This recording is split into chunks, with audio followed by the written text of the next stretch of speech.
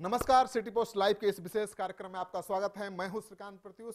अभी पूरे देश दुनिया की नजर केवल एक ही खबर पर टिकी हुई है, वो है मुजफ्फरपुर का बालिका गृह। जी हां, उसी बालिका गृह को लेकर पूरे बिहार में बवाल मचा हुआ है, राजनीतिक बवाल मचा हुआ है। आम जनता बिल्कुल सोच में पड़ी है कि ये क्या हो रहा है। जो वहां पर एक सरकारी बालिका गृह को जिस तरह से चकला घर बनाने की कोशिश की गई है, उसमें अहम रोल किसका है?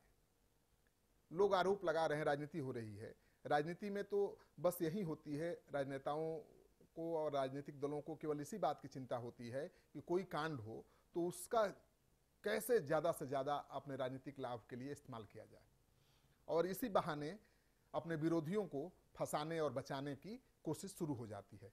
तो जो राजनीति हो रही है, विरोधियों को फंसाने की, अपनों को बचाने की, उस वजह से असली मुद्दा दब गया है।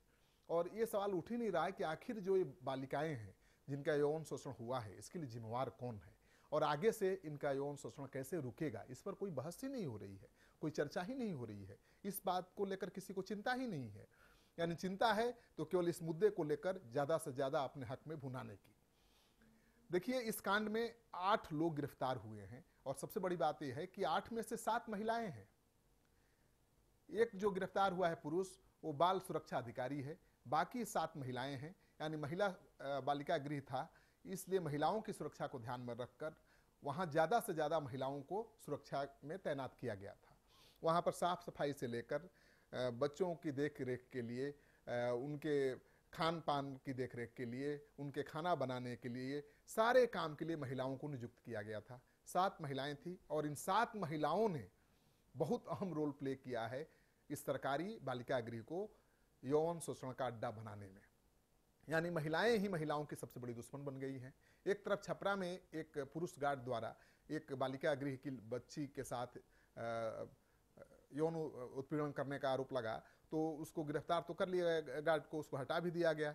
लेकिन सोल्यूशन क्या निकला? समाज कल्याण विभाग ने प्रस्ताव दिया मुख्यमंत्री को कि अब बालिका सुधार गृह में पुरुष गार्ड की जगह पर ट्रांसजेंडर गार्ड रखा जाएगा, यानी किन्नर गार्ड रखा जाएगा, ताकि महिलाओं का वो यौन शोषण न कर सकें।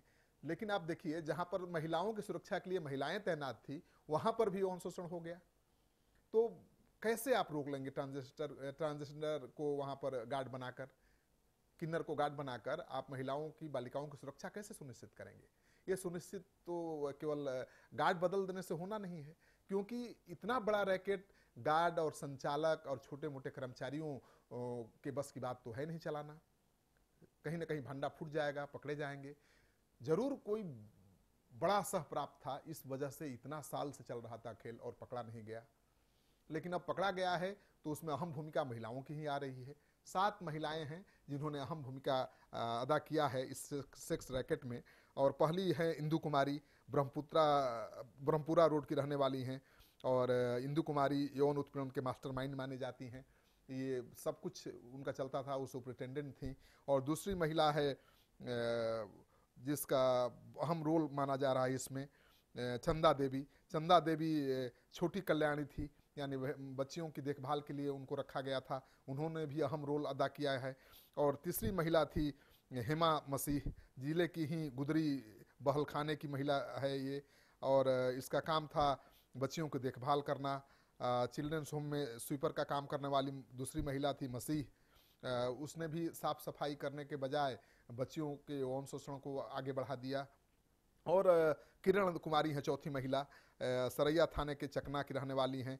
किरण हेल्पर के पद पर तैनात थी, पर बच्चियों को चिल्ड्रन होम के बाहर ले जाने का इनका आरोप है, यानी सेक्स रैकेट के लिए बच्चियों को ये बाहर लेकर जाती थी। उसी तरह से 5वीं महिला है मीनू देवी, छपरा जिले की रहने वाली है, और इस पर भी आरोप है, ये हेल्पर थी वहाँ पर, इस पर भी आरोप है कि कई बार नाइट ड्यूटी में रहती थी और पीड़ित लड़कियों ने मीनू पर बाहरी लोगों के रूप में लाने का आरोप लगाया है कि बाहरी लोगों को वहीं लाती थी, बाहर वहीं ले जाती थी। तो जो हेल्पर थी, बालिकाओं की मदद करने की जो महिलाएं थीं, वहीं उनको बाहर सेक्स रैकेट में भेजती थी, बाहर से ग्राहक बुलाती थी।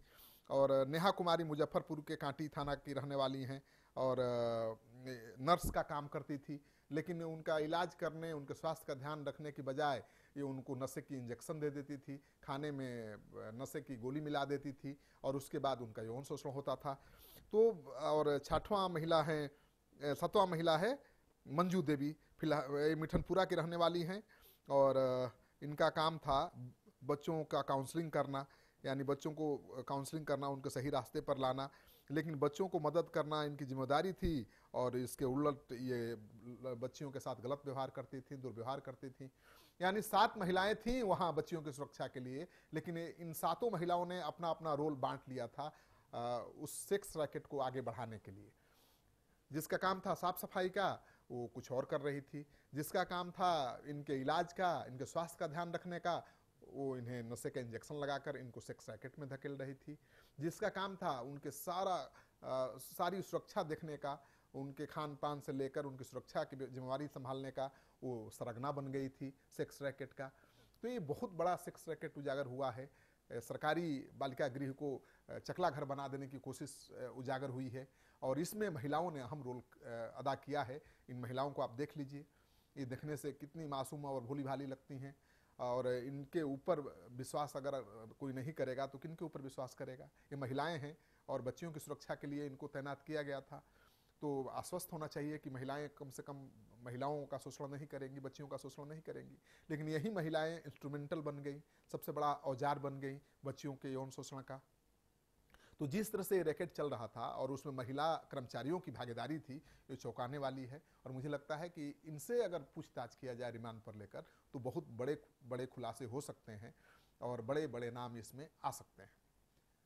इस खबर से जुड़ी हुई और भी अपडेट्स आपके लिए लेकर हम आते रहेंगे। आप हमारे इस खबर को अगर पसंद आए तो आप इसको लाइक करिए, इसको शेयर करिए, हमारे यूट्यूब चैनल को सब्सक्राइब करिए। आपका लगातार सहयोग और समर्थन मिल रहा है, इसके लिए बहुत बहुत शुक्रिया। नमस्कार।